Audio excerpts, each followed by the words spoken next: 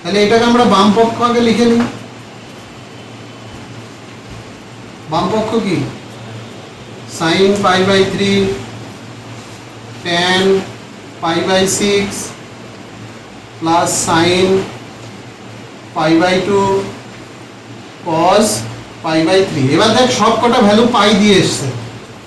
sin π/3 Tukai বল sin π/3 এর মান কত? দুম করে মাথায় নাও আসতে পারে, ভেবে নিবি। sin π/3 পাই মানে 180, তার মানে কত 60। তাহলে sin 60 এর মান কত? √3/2। ক্লিয়ার? tan 6 থাকলে নিচে 6 থাকলে সেটা 30 এর মান হয়ে যায়। π/6 মানে কত?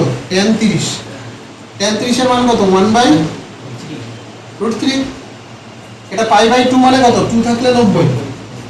তাহলে এটা 1 আর এটা 3 আছে, তার মানে কত? 60 ডিগ্রি। cos 60 ডিগ্রির মান কত? হাফ। বুঝেছিস? তাহলে এটা কত হলো? √3 কেটে গেল, এটা হাফ, এটা হাফ। ক্লিয়ার? বুঝলি না বুঝলি? তাহলে এটা হাফ হাফ কত হলো? 1।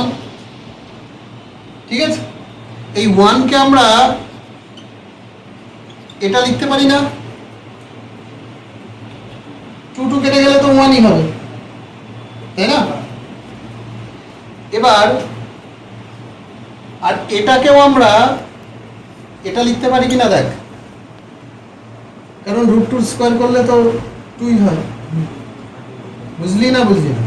এটা একবারে এই জিনিসটাতে আসা যায়, বা না হলে এটার মান বসিয়েও অঙ্ক করা যায়। ঠিক আছে, তাহলে এটা কত হবে? 2 এটার মান 1/√2 কার মান?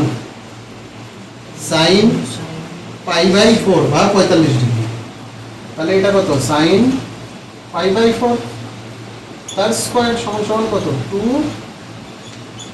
sin স্কয়ার π/4 সমান কত হলো? ডান পক্ষ।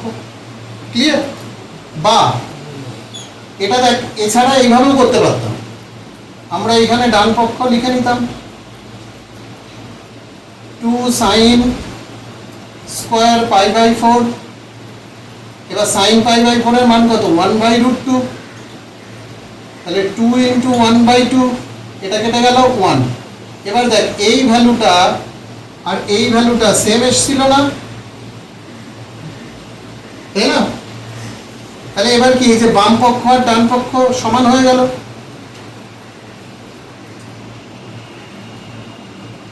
ঠিক আছে, এক হচ্ছে আমরা সরাসরি আসতে পারি, 2 হচ্ছে আমরা এই পর্যন্ত করার পর এটা দেখিয়ে দিতে পারি। মানে ডান পক্ষ আর বাম পক্ষ দুটো সমান। ঠিক আছে, কিন্তু তোরা কি করবি? তোরা হচ্ছে এই পর্যন্ত দেখাবি, দেখানোর পর এই ডান পক্ষটার মান বের করে নিবি, বের করে নিয়ে বলে দিবি যে দুটোই সমান, বাম পক্ষ সমান ডান পক্ষ।